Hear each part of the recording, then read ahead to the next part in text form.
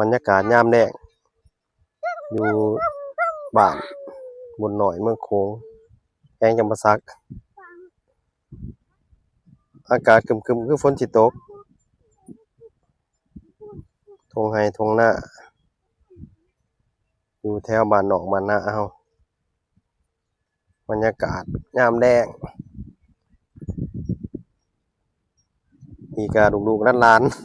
ๆมีแต่หลานอู้ย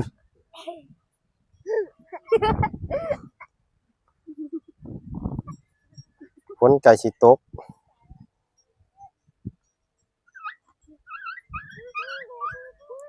งัวหลายๆเป็นจังได๋ม่วนบ่เหรอม่วนบ่